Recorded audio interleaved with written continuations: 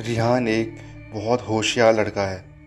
उसने 12th class अच्छे number से पास किया है और आगे की स्टडी के लिए वो बाहर पढ़ाई के लिए जाना चाहता है।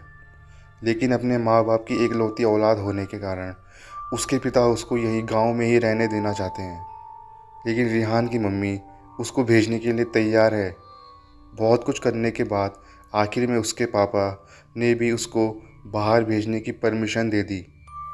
उसके मम्मी पापा उसको स्टेशन छोड़ने आए और रिहान को ट्रेन में बिठाकर घर आ गए। अपनी भीगी आंखों से अलविदा बोलकर वो घर वापस आ गए। रिहान ने कॉलेज के ही एक हॉस्टल में रूम लिया, लेकिन एडमिशन लेट होने के कारण उसको रूम नहीं मिल रहा था और बहुत रिक्वेस्ट करने के बाद उसको एक रूम जो कि सबसे लास्ट में था वो मिल गया। रूम में रिहान अकेला था।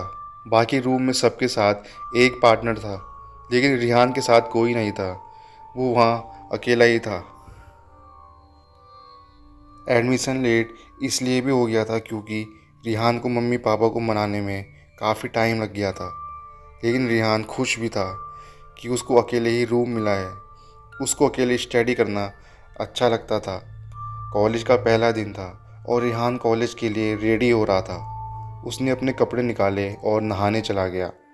जब नहाकर वो बाहर आया तब उसने कपड़े जैसे ही लिए उसकी वाइट शर्ट पर खून लगा था। उसने शर्ट एकदम दूर फेंक दी और धीरे धीरे फिर से शर्ट के पास आया और दोबारा से शर्ट को उठाकर पहन लिया। लेकिन इस बार शर्ट पर कोई खून नहीं था। रिहान ने इसको एक वहम समझा और कपड़े पहन लिए और नाश्ता करके कैंटीन में चला गया। रिहान ने नाश्ता किया और हॉस्टल के एक दो लड़कों से बात भी की और अपने रूम में आकर वो कॉलेज के लिए निकल गया। हॉस्टल कॉलेज में ही था, इसलिए कॉलेज के लिए वो 5 मिनट पहले ही निकलता था और सुबह जो उसके साथ हुआ वो उसने किसी को नहीं बोला था। आज पहला दिन कॉलेज का और पहला लेक्चर। रिहान बेहद खुश था। क्लास में सभी का इंट्रो हुआ और ऐसे ही बातों बातों में आज का दिन निकल गया। क्लास में अभी उसकी किसी से भी कोई ख़ास बात या दोस्ती नहीं हुई थी। हॉस्टल आकर वो थोड़ी देर आंखें बंद करके लेट गया और उसकी आंख लग गई। रिहान ने देखा कि एक लड़का जो लगभग उसी की उम्र का है और वो रो रहा है। शायद वो बहुत परेशान है। रिहान से रहा नहीं गया। वो उसके पास गया और बोला कि कौन हो तुम और क्यों रो रहे हो? बोलो, क्या मैं तुम्हारी कुछ मदद करूं? और तुम मेरे रूम में कैसे आए? मैं तो अकेला हूँ इस रूम में। तुम देखो मेरी तरफ। तुमने मुंह नीचे किया हुआ है और क्यों रो रहे हो? बोलो। रिहान लड़के के पास खड़ा होकर उसको बोल रहा था। लड़का अपना चेहरा टेबल पर झुकाकर रो रहा था और चेयर पर बैठा था। रिहान बार बार उसको बोल रहा था और हाथों से भी उठने का इशारा कर रहा था। रिहान चिल्ला उठा। उसकी चीख निकल गई और उसकी आंखें खुल गई। वो एक सपना था। रिहान बेड से उठा और वहीं टेबल पर रखा पानी लिया और जैसे ही पानी का गिलास अपने मुंह से लगाया, उसमें पानी नहीं खून था। रिहान ने चिल्लाकर गिलास दूर फेंक दिया और रूम से बाहर आ गया। रिहान का चेहरा पसीना पसीना था। ये क्या हो रहा था उसके साथ, ये उसे भी खुद समझ में नहीं आ रहा था। अब शाम से रात हो चुकी थी। रिहान ने रूम में एंट्री ली और बेड पर बैठ गया और रूम को चारों ओर से देखने लगा। उसको सब कुछ नॉर्मल लग रहा था। ये सब मेरा वहम है, ये सोचकर रिहान बेड पर लेट गया। आधी रात उसकी आंख खुली और जो उसने देखा तो वो उसे देखकर सहम गया। वही लड़का किसी जानवर का गोश्त खा रहा था और उसकी आवाज़ भी बहुत भयानक आ रही थी। जानवर का पेट फटा हुआ था और वो खून और गोश्त को अच्छे से खूब मज़े से चबाकर खा रहा था। रिहान देख तो रहा था लेकिन कुछ बोल नहीं पा रहा था। उसके गले से आवाज़ नहीं निकल रही थी। रिहान ऐसे ही बेड पर लेटा रहा। अचानक वो लड़का बेड पर आ गया। रिहान आंखें बंद कर लेटा रहा। वो लड़का उसके करीब आ गया और धीरे से बोला, तुम भी खाओगे? रिहान एक झटके से बेड से उतरकर भागा और उसका पैर कहीं अटक गया और वो गिर गया। डर इतना था कि वो वहीं बेहोश हो गया। अगले दिन उसकी देर से आंख खुली, लेकिन रात वाली बात सोचकर वो परेशान था। अब उसको थोड़ा बुखार भी हो गया था। रिहान सोचने लगा कि कहीं कोई उसके साथ मजाक तो नहीं कर रहा है या रैगिंग जैसा कुछ। ये सोचते सोचते वो फिर से नींद में चला गया। रिहान उठो, रिहान तुम मुझे सुन रहे हो? उठो रिहान, मुझे तुम्हारी ज़रूरत है। रिहान उठो। रिहान उठ गया, लेकिन आँख खुलने पर वो एक सपना था। ये क्या हो रहा है मेरे साथ? मैं क्या करूं? ऐसे तो मेरी सारी पढ़ाई ख़त्म हो जाएगी। रिहान ने सोचा कि मैं अपनी स्टडी करता हूँ, आगे जो होगा देखा जाएगा। और रिहान अपनी स्टडी करने लगा। लेकिन जैसे ही वो बैठा, सामने एक लड़का बैठा था जो देखने में बेहद डरावना था। खून से लथपथ चेहरा और लंबे काले बाल, लंबे नुकीले दांत। उसको देख कोई भी डर सकता था। लेकिन रिहान ने बिना किसी डर के उसको बोला, कौन है आप और क्यों मुझे परेशान कर रहे हो? लेकिन लड़के ने बोला, तेरी मौत और तू मरेगा बहुत जल्द। क्या तुझे डर नहीं लगा मुझसे? रिहान ने उसको बोल दिया, देखिए डर तो मुझे बहुत लग रहा है, लेकिन जब मारना ही है आपको तो मार दो, क्यों दिन रात डरा रहे हो? वो लड़का एकदम वहाँ से उसकी आंखों के सामने गायब हो गया। रिहान अगले दिन जो उसके कुछ दोस्त बने थे हॉस्टल में, उनके साथ घूमने आया। पास ही एक मार्केट में दोस्तों में आकाश, संदीप, रोहन और विशाल थे। वो उसके अच्छे दोस्त बन गए थे क्योंकि क्लास में भी वो साथ ही थे। रिहान ने उनको लड़के के बारे में नहीं बोला था क्योंकि रिहान को डर था कि कहीं वो उसका मजाक ना बनाए। संडे का दिन था, इसलिए सभी रात को मूवी और डिनर सब करके आए।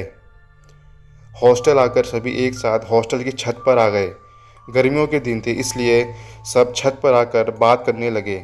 रिहान कुछ चुप चुप था क्योंकि उसको अभी भी डर था उस लड़के का। सभी दोस्तों ने उससे चुप रहने की बात पूछी, लेकिन उसने तबीयत का बहाना बना दिया। फिर सभी अपने अपने रूम में आ गए और रिहान जब रूम में आया तब वहाँ उसके बेड पर कोई पहले से ही लेटा था। जैसे ही रिहान उसके पास गया और थोड़ी सी नज़र उसके फेस पर डाली तो वो वही लड़का था। और छुप कर एक बिल्ली जो कि आधी उसके मुंह में थी और आधी बाहर खच खच आवाज़ से वो लड़का उस बिल्ली को खा रहा था। बिस्तर के पास खून ही खून बिखर गया था। रिहान की चीख निकल गई और वो लड़का खूब दहाड़े मारकर हंसने लगा।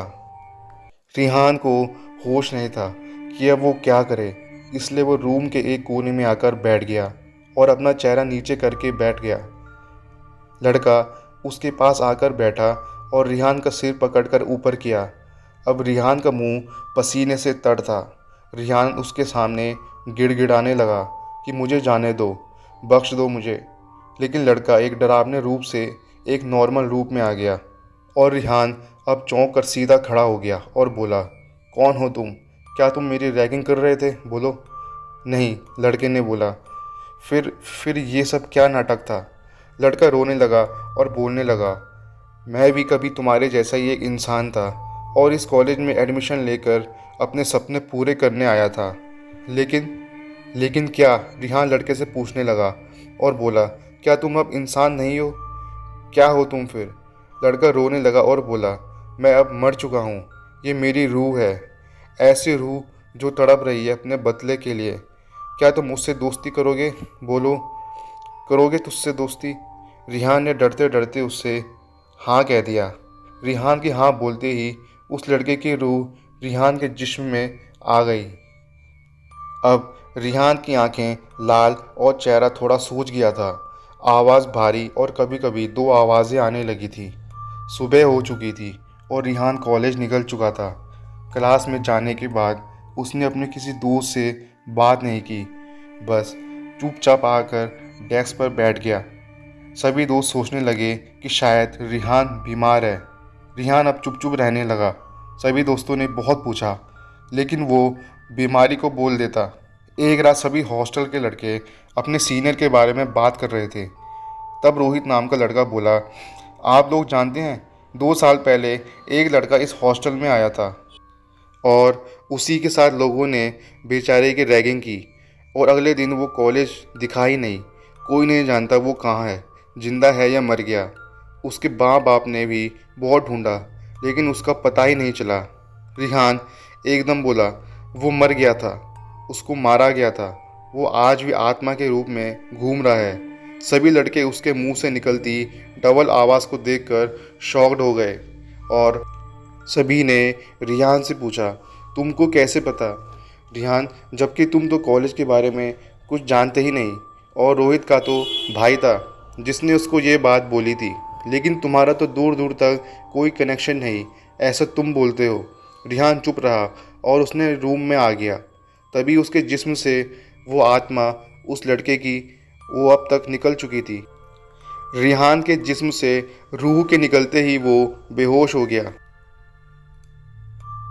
तो दोस्तों, ये थी आज की कहानी। उम्मीद है आपको आज की कहानी पसंद आई होगी। दोस्तों, अगर आपने इस चैनल को सब्सक्राइब नहीं किया है तो कर लें। तो मिलते हैं आपको अगली वीडियो में।